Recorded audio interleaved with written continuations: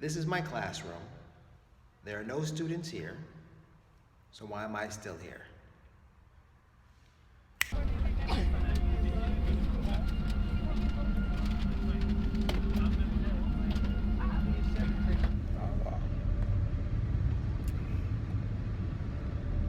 Riding in the Uber in Sri Lanka.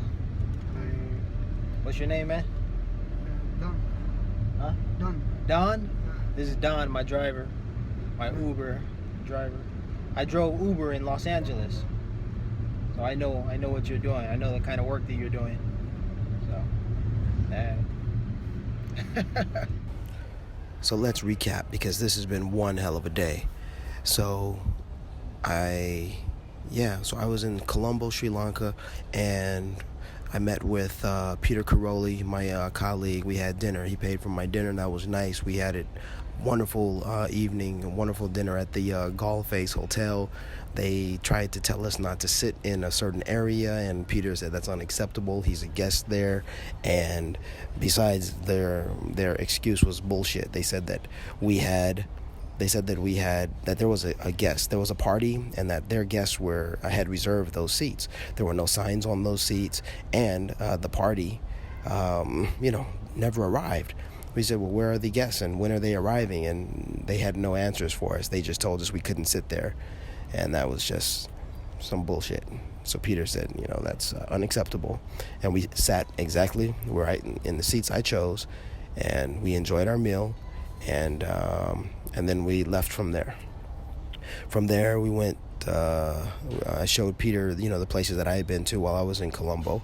I then gave him the tour. We went to the Kingsbury first, and then from the Kingsbury, we went by hotel taxi, to the Bally's. Now the nice thing about Kingsbury is that they have some of the best taxis. They have Mercedes Benzes. So we rode a Mercedes Benz from there to Bally's, and then from Bally's we we gambled. I had one. Every time I go, I win, but then I lose it. I go harder, and so even this time I went ahead and I played, and I lost. No, I won. I won a considerable. I won like $300, and then I played it back. Because I was just, unsatisfied with that, because, I had my reasons from the prior days' adventures. Anyhow, so after winning at Bally's, I said, Peter, let's go to Bellagio so you can see these other places. Now, Peter, of course, is from Las Vegas, so he was, underwhelmed with the casinos in Colombo, of course. I mean, Bally's, and as long as their games are available, then that's okay, but nothing compares to Las Vegas casinos and luxury and exuberance and what have you. All right, so we get out of Bally's and we go to Bellagio, and we play at Bellagio. And then as time progressed, I lost money and I had to leave because I had to make my way to the airport by 12 midnight. So I leave Peter there, but Peter knows how to get back. He knows the name of his hotel and all of that. So I left him in good hands with the Thai woman. No, excuse me. The woman I thought was Thai. She isn't Thai. She looks very Asian, but she is Indian. And that was a complete shock to me. That's like meeting a white woman who says she's black. Like, what? No, I don't think so, But that was the case. That was a trip. All right. So I leave Peter there, and Peter plays. I don't know what Peter does after that because I leave him there. Take the casino taxi back to my place, to Damit's place where I was staying. I get to his place. I get to Damit's place, and then one of his buddies has to come and open the door for me, and I was sort of getting a little nervous because of the time. I was trying to make it to the airport to make my flight, and the thing about that.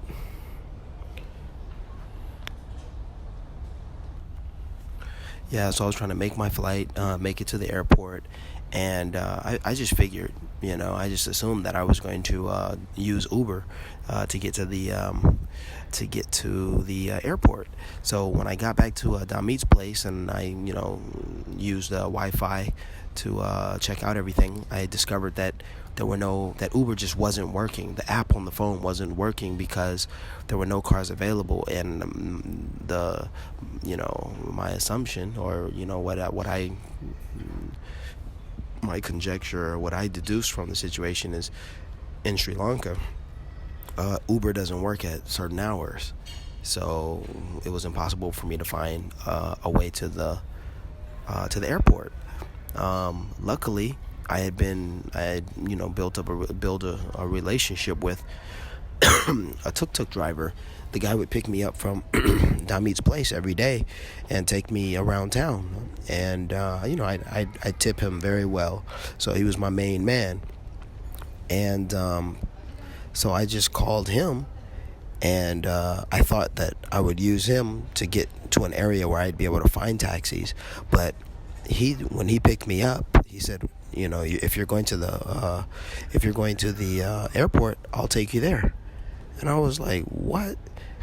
In a Tuk Tuk? That's a little, 3-wheel motorcycle that goes only at the top speed is like 40 miles per hour. No windows really, open air sort of thing, and just flying. I thought, man, this is weird. But of course, I didn't have that many bags. It wasn't like I was carrying a lot of luggage, so I could just jump in his Tuk Tuk and make my way there. And I said, well, damn, dude, traveling with you is going to save me a lot of money, and as long as we get there safely, then it's cool. And plus, I'm going to tip you well, so you're going to make out like a bandit, by taking me, and I'm going to get to my plane on time. It's like everything's going to work out. And I thought, man, dude, that, Tuk Tuk drivers, I'm going to make my way to the airport by Tuk Tuk. I thought that was just hilarious. My goodness. So, so I thought of a blog title.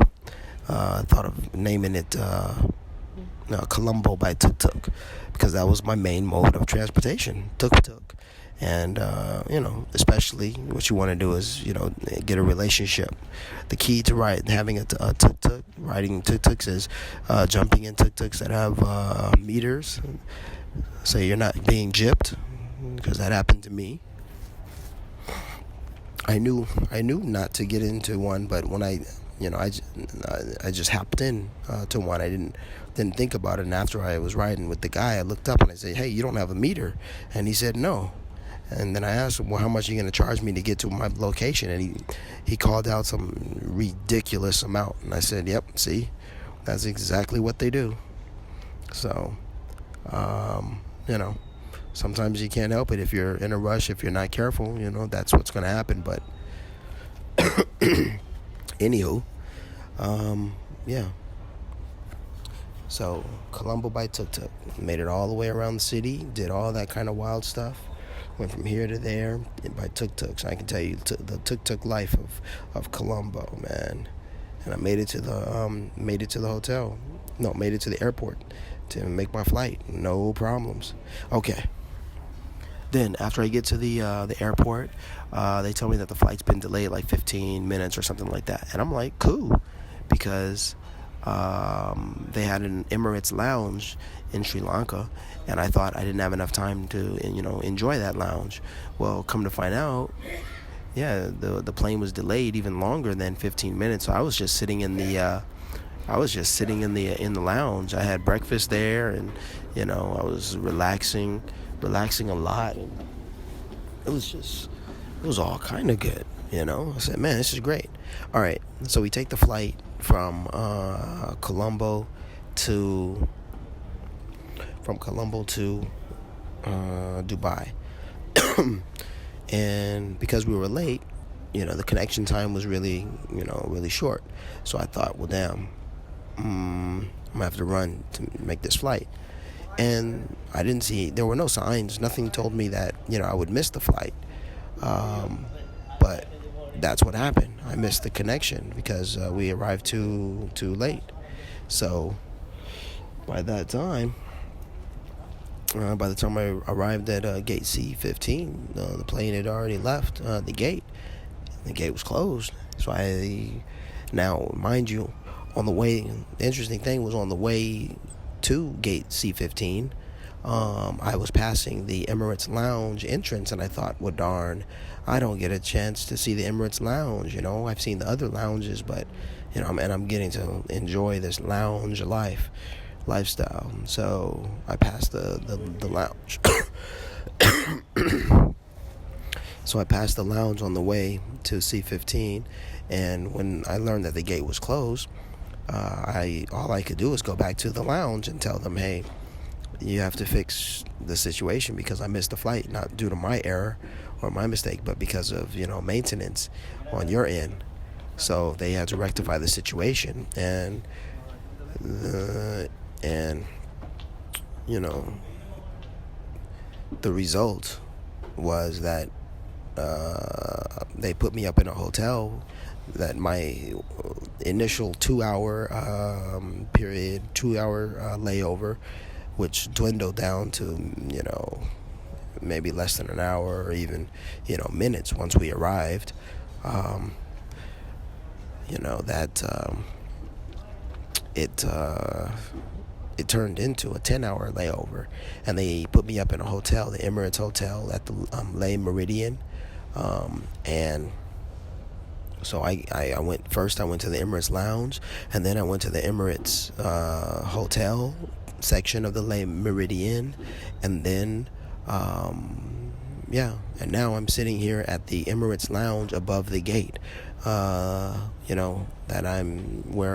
from which I'm supposed to, board the plane to head back to Dammam. So this whole day has been nothing but, pretty much like comp services, like, hotel stay, shower and everything. Shower, bathe, and eat. They gave me 2 vouchers for food for breakfast and for lunch. I've already eaten, twice, and then there's at the lounges there's free food and alcohol, and oh my gosh, the Dubai, the hotel they put me in, the mini bar, it was loaded. There's so much alcohol in there, it was ridiculous. So Dubai is wild, and it was just very rich and opulent and all that stuff. So that's what I experienced, and that's what I saw. I think that's about right. So I want to recap my trip. Wow, I didn't take a picture. So this year has been a very spiritual year for me. I have seen my birth date, 109, in various forms in many different places all throughout the year, and it has always encouraged me, and I've always used it as as a sign, as an omen, of good luck, of positive reinforcement whenever I see that. So I'm coming to the close of this year. It's December 29th, 2017, and the last time, maybe not the last time this year, but the last time I saw 109 was when I left the airport after returning from what is my last trip in 2017 from Sri Lanka. When I exited the airport, I, hailed a taxi, and the taxi that, picked me up had the license plates 109, first three numbers. I saw that and I just said to myself, wow, look, here it is again, And every time I've seen 109, it's just, it's a huge coincidence, just a huge thing. It's a huge thing for me, and the frequency with which I see it, and yeah, it's just something I trip off of, often.